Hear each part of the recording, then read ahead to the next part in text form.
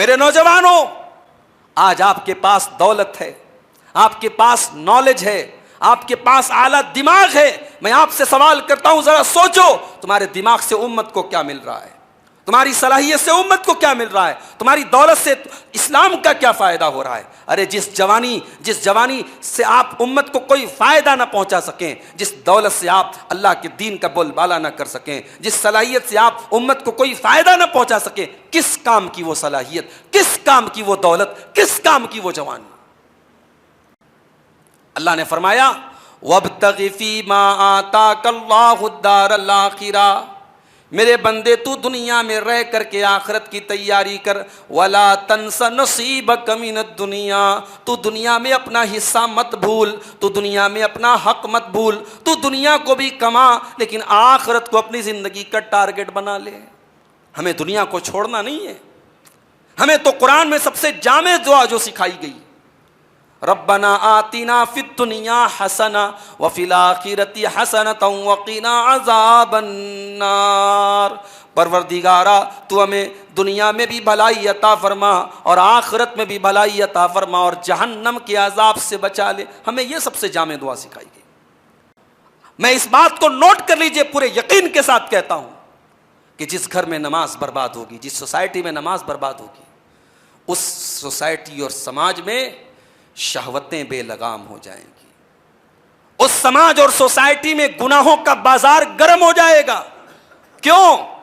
इसलिए कि नमाज हमारी ख्वाहिशात को कंट्रोल करती है, नमाज हमारी शहवतों को कंट्रोल करती है। अल्लाह ने कुरान में फरमाया सूरह मरियम के अंदर, फ़ख़लफ़ मिन बादिहिम ख़ल्फ़ुन अज़ाउस सलाता वत्तबउश शहवाति फ़सौफ़ यल्क़ौना ग़य्या। अल्हम्दुलिल्लाह नहमदुहु व नस्तईनुहु व नस्तग़फिरुहु व नऊज़ु बिल्लाहि मिन शुरूरि अनफुसिना व मिन सय्यिआति अअमालिना।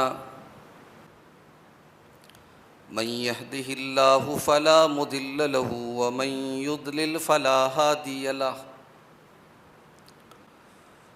व अशहदु अल्ला इलाहा इल्लल्लाहु वहदहु ला शरीक लहु व अशहदु अन्न मुहम्मदन अब्दुहु व रसूलुहु।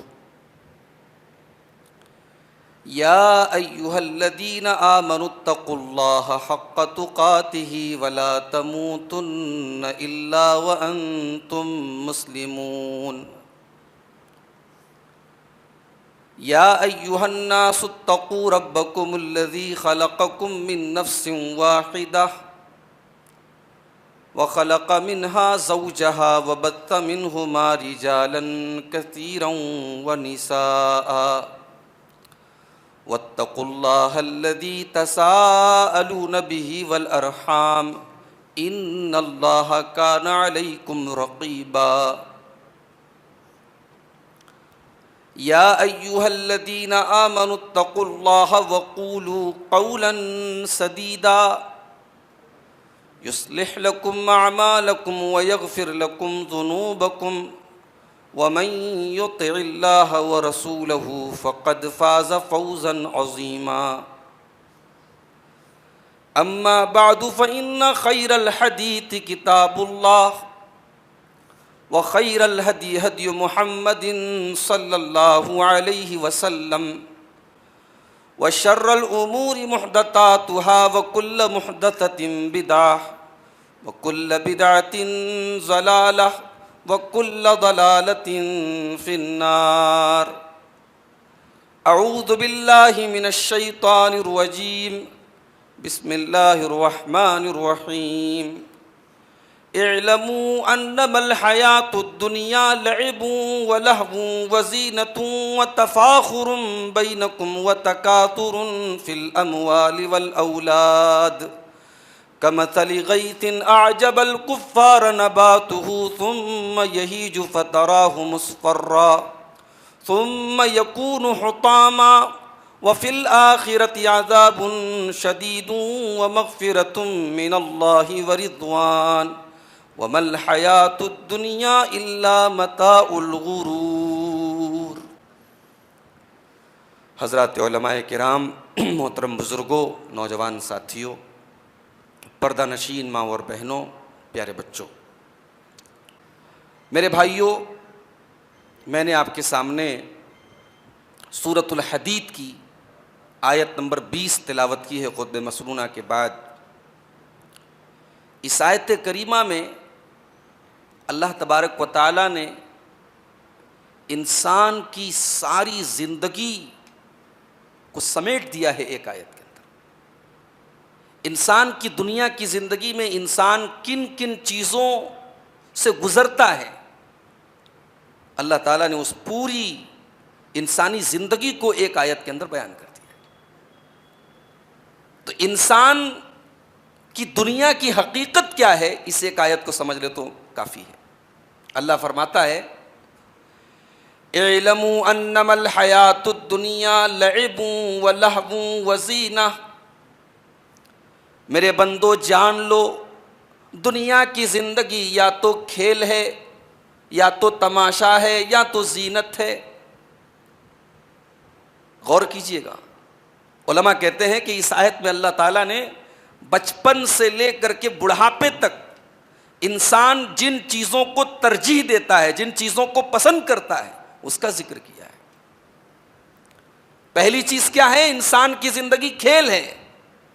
बच्चा जब छोटा होता है उसकी ज़िंदगी का क्या मकसद होता है? खाना है और खेलना है। उसे बीवी बच्चों की टेंशन थोड़ी होती है, कमाना है, घर बनाना है। उसकी ज़िंदगी का तो बस एक ही मकसद है, खेलना है। उसके बाद बच्चा जवान होता है, नौउम्र होता है, यंग होता है, 15 साल का हुआ, 16 साल का हुआ, 18 साल का हुआ। अब दिलचस्पियां बदलने लगी। अब खेल के साथ साथ एक और चीज बढ़ गई, वल्लहवुन। इंसान को तमाशा चाहिए, इंसान को इंटरटेनमेंट चाहिए, इंसान को मजा चाहिए, लज्जत चाहिए। फिर और आगे बढ़ो, वज़ीनतुन।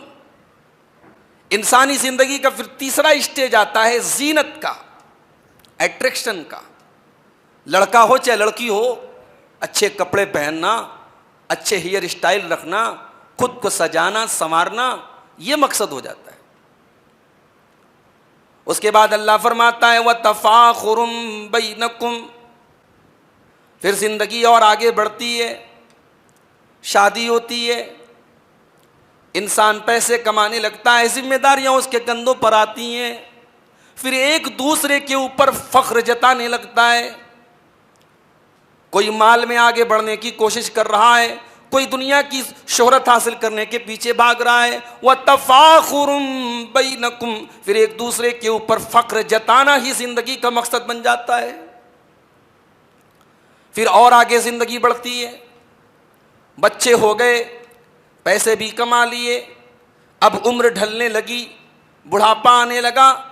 अब ये एक हिसाब, इतनी प्रॉपर्टीज मैंने बनाई, इतने मेरे पोते हैं, इतने मेरे नवासे हैं। व तकासुरुम बैनकुम फिल अमवाली वल औलाद। व तकासुरुन फिल अमवाली वल औलाद। फिर माल और दौलत की बहुत ज़्यादा कसरत और माल और दौलत को बढ़ाना इंसान का मकसद हो जाता है। चंद लफ्ज़ों में अल्लाह तबारक व तआला ने इंसानी ज़िंदगी के सारे सफ़र को बयान कर दिया।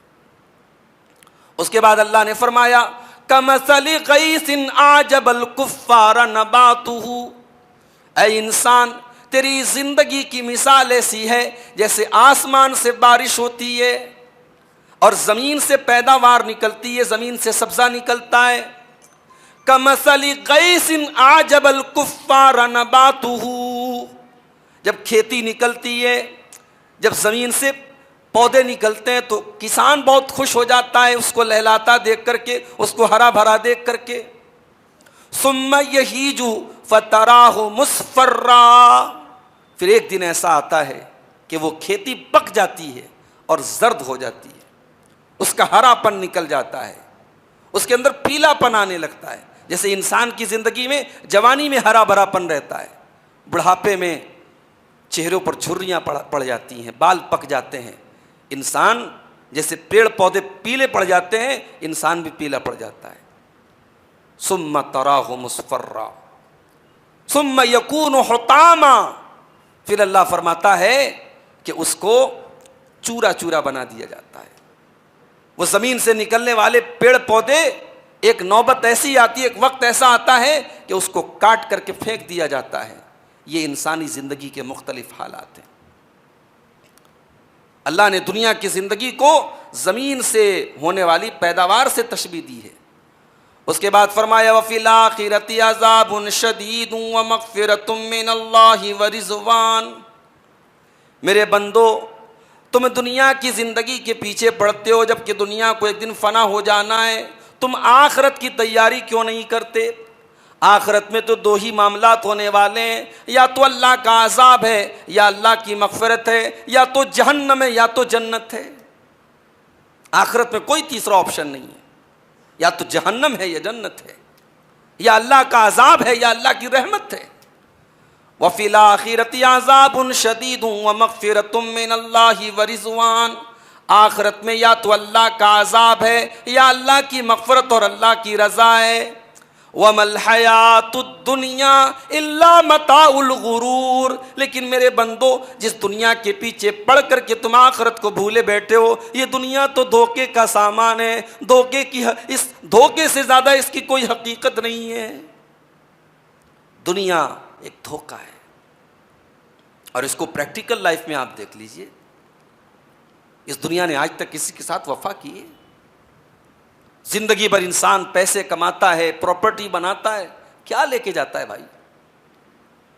सारी प्रॉपर्टी, सारी दौलत उसके दम तोड़ते ही दूसरों की हो जाती है। उसके साथ क्या जाता है? खाली हाथ दुनिया में आया था, खाली हाथ जाता है। बाल बच्चे बड़ा साथ देते हैं, आपको नहलाते हैं, कफनाते हैं, कंधों पर उठा करके कब्रिस्तान लेके जाते हैं। उसके बाद वो भी आपको दफन करने के बाद हाथ झाड़ के चले आते हैं। वमल हयातुद दुनिया इल्ला मताउल गुरूर। मेरे बंदो, ये दुनिया की जिंदगी तो एक धोखा है, धोखे से ज्यादा इसकी कोई हकीकत नहीं। हमारी और आपकी प्रॉब्लम यह है कि हम दुनिया की रंगीनियों के पीछे इतना ज्यादा उसके गुलाम हो जाते हैं, हम ये सोच करके दुनिया में रहने लगते हैं जैसे दुनिया में हमें हमेशा रहना है। नहीं नहीं नहीं।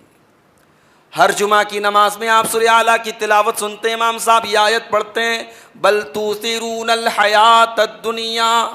मेरे बंदो, तुम दुनिया की जिंदगी को तरजीह देते हो, तुम दुनिया की जिंदगी को ऊपर रखते हो। वल आखिरतु खैरुन व अबका। जबकि आखिरत की जिंदगी ज्यादा बेहतर और ज्यादा बाकी रहने वाली है। दुनिया कितनी है मेरे भाई? हमने तो कोरोना का दौर भी देखा, दुनिया की हकीकत हमारे सामने आई। अच्छा खासा चलता फिरता इंसान बीमार हुआ, अगले दिन इंतकाल की खबर आ गई। इस दुनिया की क्या हकीकत है? एक जरा सी खांसी, एक जरा सा बुखार, एक जरा सी सर्दी इंसान को मौत के दहाने तक लेके चली गई।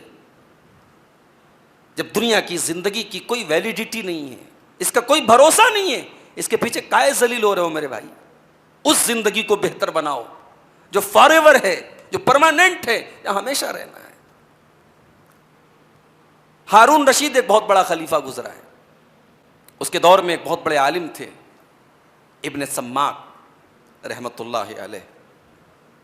एक मरतबा हारून रशीद इब्न सम्माक से मिलने आया, कहा कि हजरत इज़्नी मौइज़तन बलीगा, मुझे कोई बेहतरीन नसीहत कीजिए।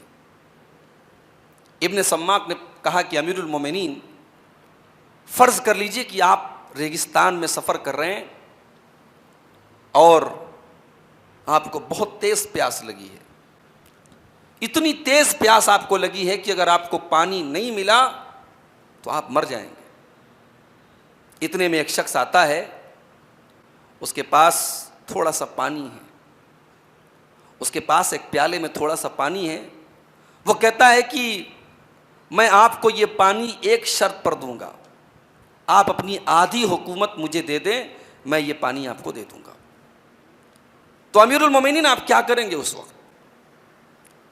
हारून रशीद ने थोड़ी देर सोचा, कहा कि अगर ऐसी सिचुएशन आ गई, ऐसे हालात आ गए, तो मैं आधी हुकूमत दे दूंगा और वो पानी लेकर के अपनी जान बचाऊंगा। फिर इब्ने सम्माक ने कहा, मेरे दूसरे सवाल का जवाब दीजिए।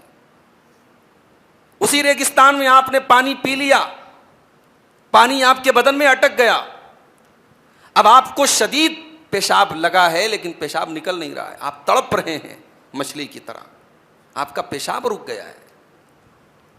अब कोई दूसरा शख्स आता है, वो कहता है बादशाह सलामत, मेरे पास एक नुस्खा है, मेरे पास एक तरीक़ा है, आपका पेशाब अभी निकल जाएगा, मैं ऐसी दवा दे दूंगा, ऐसा इलाज बता दूंगा, ऐसा कुछ कर दूंगा, आपका पेशाब निकल जाएगा, आपकी तकलीफ़ दूर हो जाएगी, मगर आपको अपनी बाकी आधी हुकूमत मुझको देना पड़ेगा। क्या करेंगे आप, दे देंगे? बादशाह ने कहा कि अगर ऐसी हालत हो गई कि वो पेशाब मेरा नहीं निकला तो मैं तो तड़प के मर जाऊंगा, तो ज़िंदगी बचाना है भाई, मैं उसको आधी हुकूमत दे दूंगा। इब्न सम्माक ने कहा कि ए बादशाह सलामत, है अमीरुल मोमिनीन, आपकी ये पूरी बादशाहत और हुकूमत पानी के चंद कतरों और पेशाब की चंद बूंदों से ज़्यादा इसकी हकीकत नहीं है। आपने खुद कबूल कर लिया है, इसलिए कभी इस पर गुरूर मत कीजिएगा। यह है दुनिया मेरे भाई। इंसान की दुनिया की ज़िंदगी के बारे में अल्लाह कह रहा है तुम इसको तरजीह देते हो, तुम इसको सब कुछ समझते हो, वल आखिरतु खैरुन व अबका, जबकि ज़्यादा बाकी रहने वाली ज़िंदगी आखिरत की ज़िंदगी है। अपने नबी की सीरत उठा करके देखिए, नबी अकरम के सामने दुनिया की तमाम नेमतें लाई गईं, दुनिया की सारी लज्जतें आपके सामने आई, मगर आपने दुनिया में बड़े सादगी की ज़िंदगी आपने गुजारी। उमर फारूक रज़ी अल्लाह ताला अन्हु एक मरतबा अल्लाह के नबी से मिलने के लिए आते हैं, सही मुस्लिम की रिवायत है। जब वो अल्लाह के नबी के हुजरे में दाखिल होते हैं, क्या देखते हैं कि अल्लाह के प्यारे नबी सल्लल्लाहु अलैहि वसल्लम के कमरे की कुल कायनात बहुत थोड़ी सी है, थोड़ा सा जौ रखा हुआ है कमरे में, मामूली सा चटाई बिछा हुआ है, एक लकड़ी का प्याला है, एक चमड़े का झोला है, थैला है, ये थोड़ी सी चीज़ें, न कोई फर्नीचर है, न कोई दौलत का ढेर है, न कोई आरामदेह चारपाई है। ये इमाम कायनात का कमरा है, ये मुहम्मदुर रसूलुल्लाह का कमरा है। हज़रत उमर फारूक की आंखों में आंसू आ गए। कहा अल्लाह के नबी, कैसर व किसरा अपने महलों में आराम से दादे ऐश दें, दुनिया के बादशाह अपने महलों में आराम से सोएं, और अल्लाह का आखिरी नबी और हम सब की आंखों का तारा हमारा नबी इस तरीके से मामूली ज़िंदगी गुजारे। हज़रत उमर ये मंजर देख करके रोने लगे। अल्लाह के नबी ने फरमाया, अमा तरदा अन तकून लहुमुद दुनिया व यकून लना अल आखिरा। ऐ उमर इब्न, क्या तुम नहीं चाहते कि कैसर व किसरा को तो दुनिया मिल जाए और हमें आखिरत की नेमतें मिल जाए? ये हमारे नबी का लाइफ स्टाइल था मेरे भाई। मेरी माएँ और बहनें, आज अगर जिंदगी की आसाइशों में कुछ कमी आ जाए तो शौहर को हराम कमाई पर मजबूर कर देती हैं ये औरतें। शौहर अगर हलाल तरीके से कमा के लाता है, इनके शौक और अरमान में कोई कमी हो जाती है तो इनको ये कहने में देर नहीं लगती है कि नहीं तुम हमारी ये डिमांड पूरी करो। शौहर को कभी कभी हराम कमाई पर आमादा करती हैं उनकी बीवियां। मेरी माँ और बहनों, कभी मौका मिले तो अल्लाह के रसूल की बीवियों के हालात आप पढ़िए। अम्मा आयशा फरमाती हैं कि 2-2 महीने गुजर जाते थे, हम एक चांद देखते थे, फिर दूसरा चांद देखते थे, फिर तीसरा चांद देखते थे, 2-2 महीना गुजर जाता था और मोहम्मद रसूलुल्लाह के घर में चूल्हा नहीं जलता था। पूछा गया फिर आपका गुजर कैसे होता था? कहा गया कि खजूर खा करके और पानी पी करके हम गुजारा करते थे। ये नबी अकरम की जिंदगी थी मेरे भाई। अल्लाह के नबी जनाब मोहम्मद रसूलुल्लाह सल्लल्लाहु अलैहि वसल्लम थे। ज़रा आप सीरत की किताबों को उठा करके देखिए कि इस उम्मत की माएँ किन कमरों में रहती थीं। मामूली सा मिट्टी का फर्श हुआ करता था, खजूर के तने का पिलर था, मामूली से टाट का पर्दा लटका रहता था, छत की हाइट इतनी की थी कि हाथ उठाओ तो छत को टच कर लो। छोटे छोटे कमरे थे, इन्हीं कमरों में जिब्रील आते थे, इन्हीं कमरों में कुरान उतरता था, इन्हीं कमरों में मोहम्मद रसूलुल्लाह सोया करते थे। मस्जिद नबवी के अंदर ये कमरे लाइन से थे। अब्दुल मलिक बिन मरवान का दौर आया, मस्जिद नबवी छोटी पड़ रही थी। अब्दुल मलिक बिन मरवान ने लोगों से मशवरा किया कि मस्जिद नबवी की तौसी करना है, उसको चौड़ा करना है, उसको बढ़ाना है। अल्लाह के नबी के कमरों की अब कोई ज़रूरत नहीं है, इन कमरों को तोड़ दिया जाए। जब उन कमरों को तोड़ा जाने लगा, मदीना की औरतें, मदीना के बच्चे, मदीना के बूढ़े जिन्होंने नबी के दौर में उन कमरों को देखा था, उनकी आंखों से आंसू आ गए कि आज नबी के इन कमरों को तोड़ा जा रहा है। हजरत सईद इब्ने मुसय्यिब रहमतुल्लाह अलैह उस दौर के बहुत बड़े ताबई थे, उनकी आंखों से भी आंसू बह रहे थे और वो कह रहे थे काश इन कमरों को इनके हाल पर छोड़ दिया जाता, आने वाली नस्लें देखती कि मोहम्मद अकरम ने कैसी जिंदगी गुजारी, रसूल अकरम के कमरे कैसे थे और रसूल अकरम की बीवियों ने कैसे किन कमरों में जिंदगी गुजारी है। मेरे प्यारे साथियों, हमारे नबी ने कभी दुनिया को तरजीह नहीं दी। चटाई पर लेटे हुए आपके बदन पर चटाई के निशान पड़ जाते हैं। सहाबे किराम कहते हैं लवित्तखज़ना लका वितान या रसूल अल्लाह, अय अल्लाह के रसूल आप हुक्म दें, आपको हम बेहतरीन गद्दे का इंतज़ाम कर दें, आरामदेह बिस्तर का इंतज़ाम कर दें, आप क्यों चटाई पर लेटते हैं, आपके बदन पर चटाई के निशान पड़ जाते हैं, हमें अच्छा नहीं लगता है। अल्लाह के प्यारे नबी ने फरमाया कि लोगों कान खोल करके सुन लो, माली वलिद दुनिया, मेरा दुनिया से क्या लेना देना है। मा अना इल्ला कराकिबिन इस्तज़ल्ल तहत शजरतिन सुम्मा राह फतरकहा, मैं तो दुनिया में एक मुसाफिर की तरह हूँ जो किसी पेड़ के नीचे, किसी दरख्त के नीचे आराम करने के लिए लेट जाता है, फिर उठता है और अपनी मंजिल की तरफ चला जाता है। ये दुनिया मेरे लिए वक्ती आराम गाह है, ये दुनिया मेरी मंजिल नहीं है, मैं यहाँ मैं मुस्तकिल ठिकाना बनाने नहीं आया हूँ। ये हमारे नबी का हाल था मेरे भाई। और ऐसा नहीं है कि अल्लाह के नबी ने अपनी ज़िंदगी ऐसी गुजारी और अपने बच्चों के लिए बहुत आपने प्रॉपर्टी बना दी, बड़े ऐशो आराम के इंतज़ाम आपने कर दिए। यही तरबियत आपने अपने अहले बैत की, यही तरबियत आपने अपनी बेटियों की, यही तरबियत आपने अपनी बीवियों की। आपकी बेटी हज़रत फ़ातिमा रज़ी अल्लाह ताला अन्हा, एक मरतबा अल्लाह के नबी अपनी बेटी से मिलने जाते हैं। बुखारी के अल्फाज हैं, बेटी के दरवाजे पर आप पहुंचे, अचानक किसी चीज़ पर आपकी नज़र पड़ती है, आप वापस चले जाते हैं। हज़रत फ़ातिमा को पता चला कि मेरे अब्बा जान मेरे दरवाजे पर आकर के वापस चले गए। हज़रत फ़ातिमा ने अपने शौहर हज़रत अली को भेजा कि जाओ पता करो क्या मामला है, क्या सबब है, क्या अब्बा जान हमारे घर तक आकर के वापस चले गए। हज़रत अली रज़ी अल्लाह ताला अन्हु आकर के सवाल करते हैं कि अल्लाह के नबी क्या बात है, हमने कौन सी गुस्ताखी कर दी है। आपने फरमाया अय अली कोई गुस्ताखी नहीं है, कोई मसला नहीं है, बस बात इतनी सी है कि जब मैं कल अपनी बेटी से मिलने गया, रअयतु अला बाबिहा सित्रम मुवश्शया, मैंने देखा मेरी बेटी फातिमा के दरवाजे पर ऐसा पर्दा लटक रहा है जो बड़ा डिज़ाइनदार है, बड़ा मुनक्कश है, जो दुनियादार लोगों के घरों पर हुआ करता है। मेरी बेटी दुनियादार तो नहीं है, मैंने अपनी बेटी को दुनियादार तो नहीं बनाया है, मेरी बेटी के दरवाजे पर ऐसा डिज़ाइनदार पर्दा देख करके मुझे अच्छा नहीं लगा। माली वलिद दुनिया, आय अली जब मेरा दुनिया से कोई लेना देना नहीं है तो मेरी बेटी दुनियादार कब से बन गई। हजरत फातिमा को जब पता चला, कहा कि जाके पूछिए मेरे अब्बा से क्या करें उस पर्दे का, कहा कि उस पर्दे को हटा दो, उसको निकाल दो और मदीना के ज़रूरतमंदों के दरमियान तकसीम कर दो। ये नबी की ज़िंदगी थी मेरे भाई। हमने और आपने आज दुनिया की ज़िंदगी को क्या समझ लिया है, इस दुनिया में हमें और आपको कैसे रहना है। अल्लाह के प्यारे नबी ने हज़रत अब्दुल्ला बिन उमर के कंधों को पकड़ करके कहा था, कुन फिद दुनिया कान्नका गरीबुन औ आबिरु सबील, अय अब्दुल्ला बिन उमर तुम दुनिया में ऐसे ज़िंदगी गुजारो जैसे एक परदेसी ज़िंदगी गुजारता है, जैसे एक मुसाफिर ज़िंदगी गुजारता है।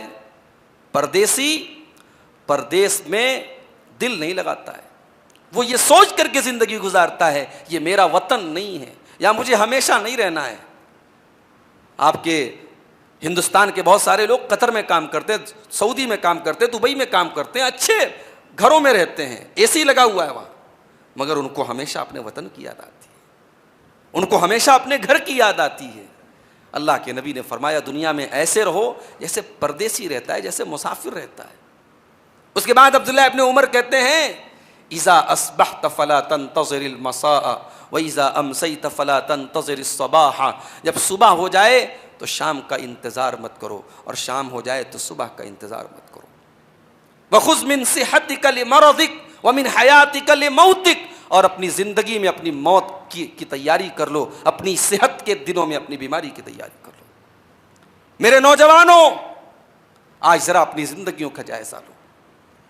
क्या ये जवानी रोज़ाना रहेगी, हमेशा रहेगी? नहीं, न ये जवानी हमेशा रहेगी, न ये ताकत हमेशा रहेगी, न ये खूबसूरती हमेशा रहेगी, और न ये तुम्हारे ठाट बाट हमेशा रहेंगे। कल जब जवानी का दौर खत्म हो जाएगा, जब चेहरे की रौनक खत्म हो जाएगी, जब आज़ाए बदन कमजोर पड़ जाएंगे, तब आपको एहसास होगा कि काश हमने अपनी जवानी को बर्बाद न किया होता। मेरे नौजवान साथियों, आपको अपनी जवानी का हिसाब देना है, मुझे अपनी जवानी का हिसाब देना है, हम सबको अपनी जवानी का हिसाब देना है। और जवानी का हिसाब अलग से लिया जाएगा। एक हिसाब सारी जिंदगी का अलग होगा और एक हिसाब जवानी का अलग होगा।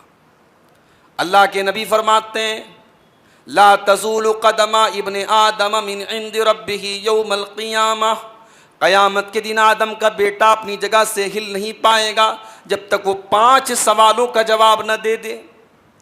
पहला सवाल किया जाएगा, अन उम्रिही फ़ीमा अफ़ना, मेरे बंदे तूने अपनी उम्र को कहाँ गुजारा था, तूने अपनी ज़िंदगी को कहाँ गुजारा था।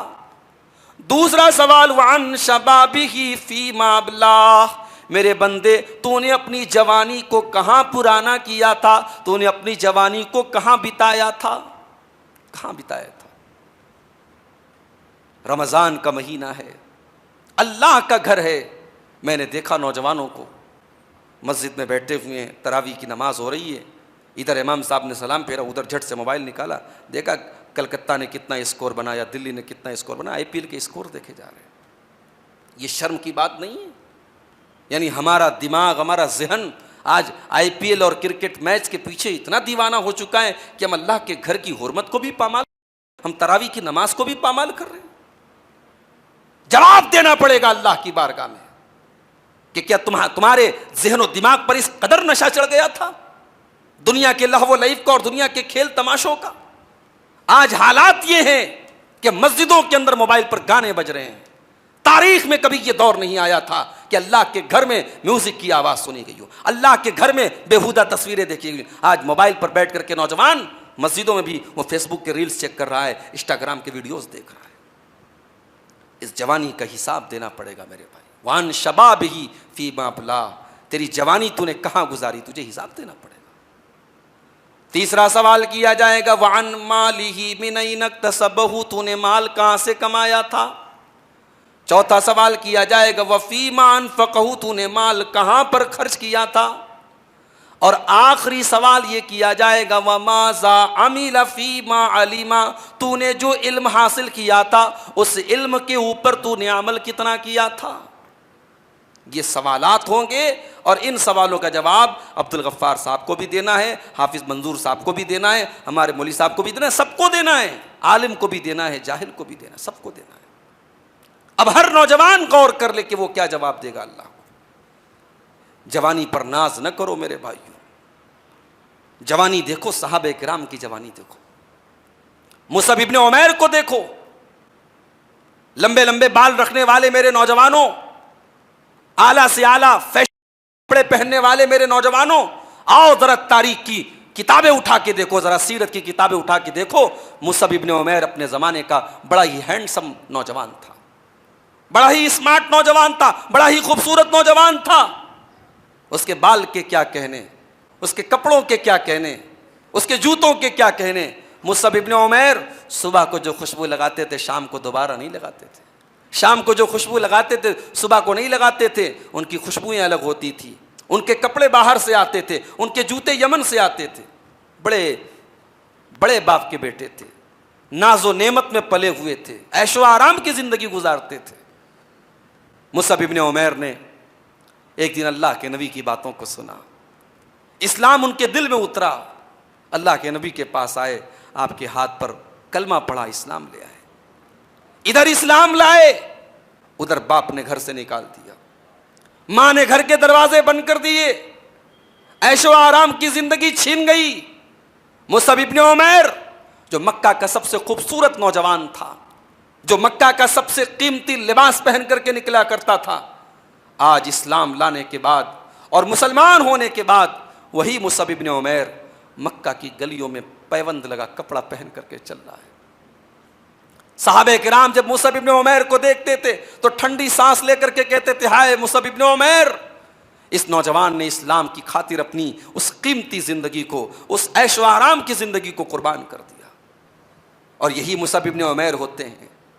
मेरे नौजवानों, आज आपके पास दौलत है, आपके पास नॉलेज है, आपके पास आला दिमाग है। मैं आपसे सवाल करता हूं, जरा सोचो, तुम्हारे दिमाग से उम्मत को क्या मिल रहा है? तुम्हारी सलाहियत से उम्मत को क्या मिल रहा है? तुम्हारी दौलत से इस्लाम का क्या फायदा हो रहा है? अरे जिस जवानी से आप उम्मत को कोई फायदा ना पहुंचा सकें, जिस दौलत से आप अल्लाह के दीन का बोलबाला ना कर सकें, जिस सलाहियत से आप उम्मत को कोई फायदा ना पहुंचा सकें, किस काम की वो सलाहियत, किस काम की वो दौलत, किस काम की वो जवानी? मुसअब इब्न उमैर को अल्लाह के नबी एक बहुत बड़ी जिम्मेदारी देते हैं। मुसअब, तुम्हें यसरिब जाना है। यसरिब वो जगह थी जिसको आज हम मदीना कहते हैं।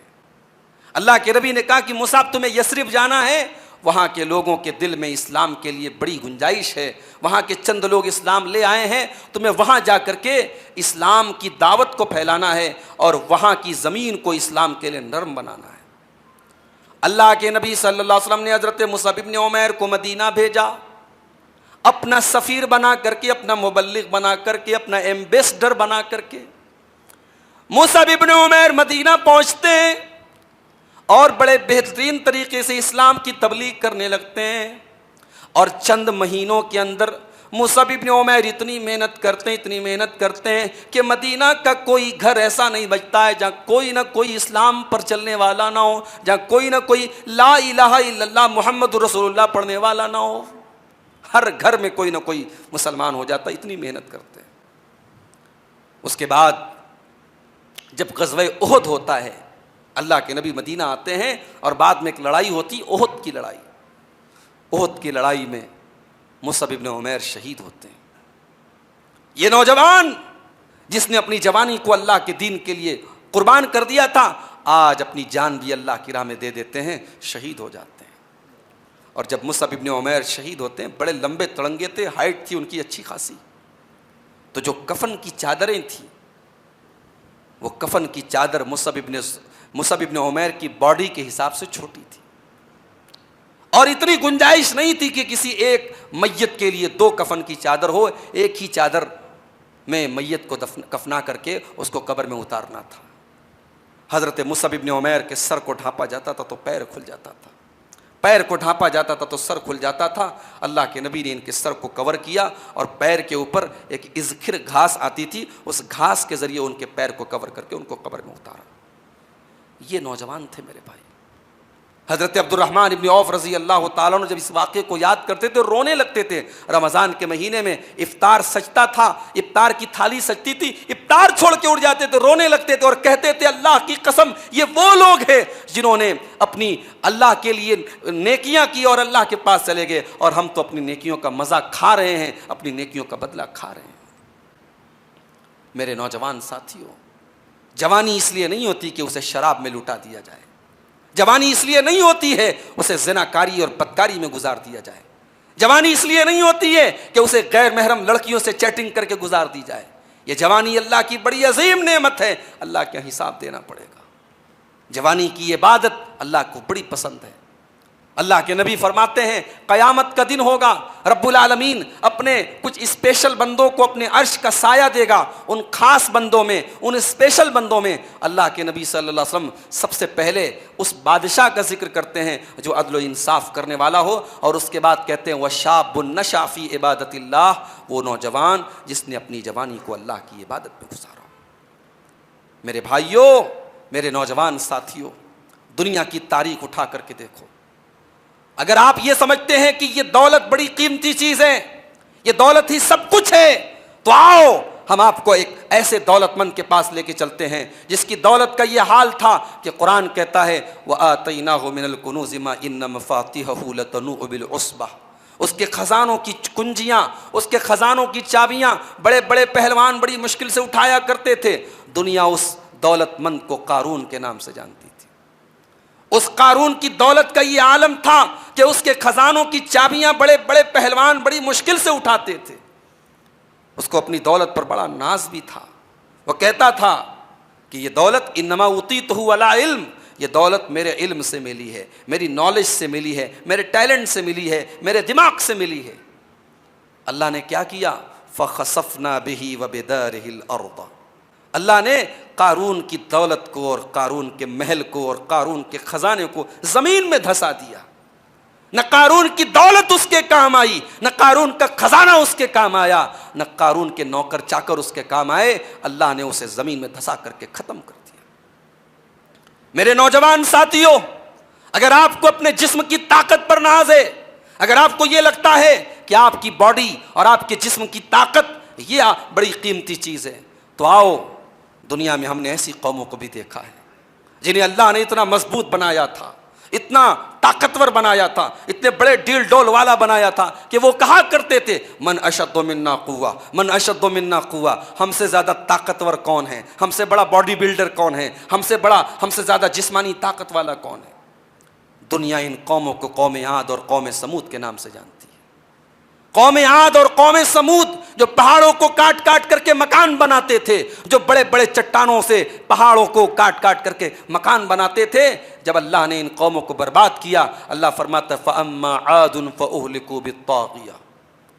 कौम आद के ऊपर ज़बरदस्त आसमान से आवाज़ का अज़ाब आया, जिससे उनके कानों के पर्दे फट गए, उनके दिल फट गए और वो दुनिया से चले गए। वअम्मा समूद फ़उहलिकू बित्ताग़िया वअम्मा आदुन फ़उहलिकू बिरीहिन सरसरिन आतिया। कौम समूद के ऊपर आसमान से आवाज़ का अज़ाब आया, कौम आद के ऊपर हवाओं का अज़ाब आया। 7 दिन तक मुसलसल हवाएं चलती रहीं और अल्लाह ने ऐसा पटक पटक के मारा है जैसे खजूर के सड़े हुए तने होते हैं, उनकी डेड बॉडीज ज़मीन पर पड़ी थी, सर अलग पड़े थे, धड़ अलग पड़े थे, खजूर के सड़े हुए तनों की तरह उनकी डेड बॉडी पड़ी हुई थी। अगर आप ये समझते हैं कि दुनिया की ताकत ये बहुत बड़ी चीज़ है, तो कौम आद और कौम समूद का एग्जाम्पल हमारे सामने मौजूद है।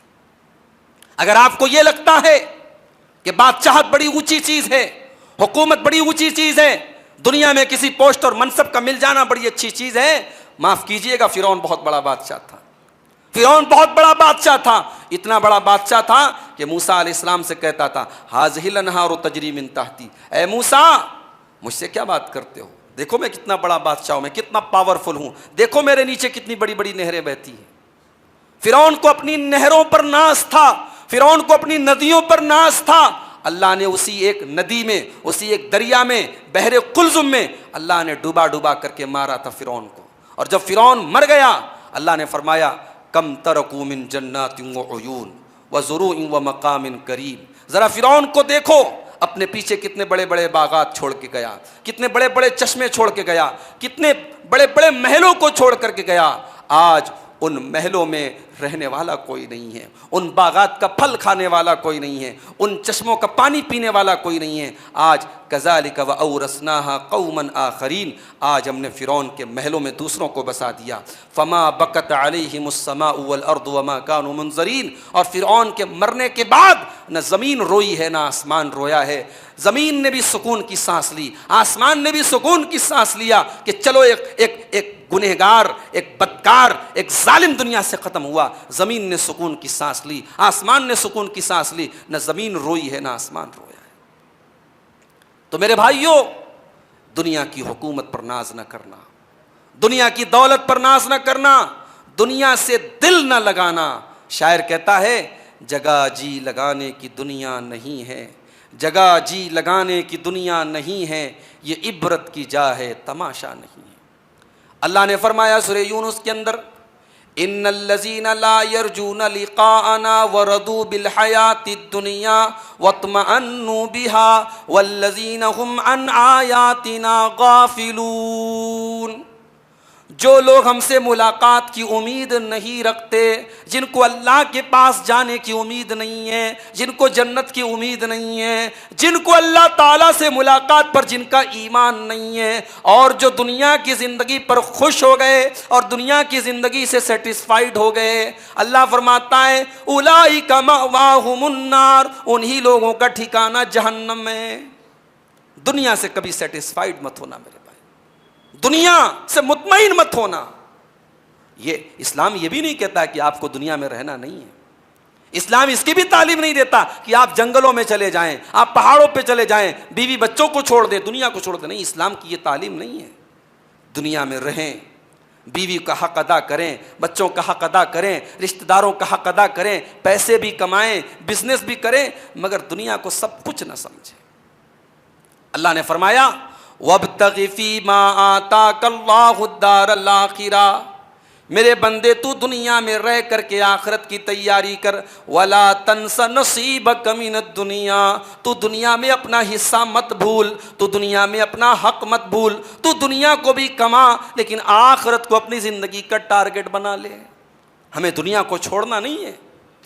हमें तो कुरान में सबसे जामे दुआ जो सिखाई गई, रब्बना आतिना फिद दुनिया हसना व फिल आखिरति हसनतन व क़िना अज़ाबन नार। परवरदिगारा, तू हमें दुनिया में भी भलाई अता फरमा और आखिरत में भी भलाई अता फरमा और जहन्नम के अजाब से बचा ले। हमें यह सबसे जामे दुआ सिखाई गई।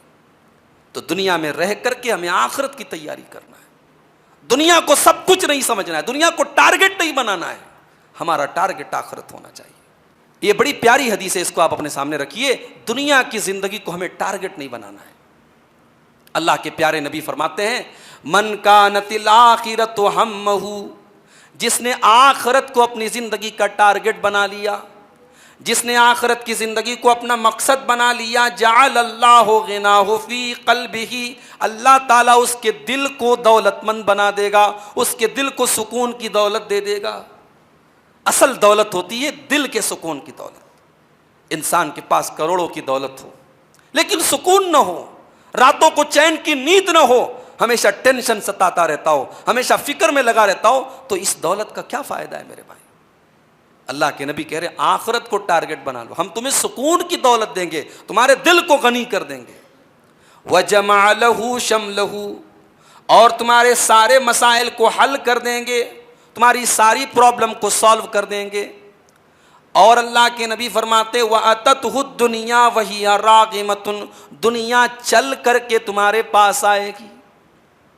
अगर तुम आखिरत को अपनी जिंदगी का मकसद बना लोगे तो दुनिया चल करके तुम्हारे पास आएगी।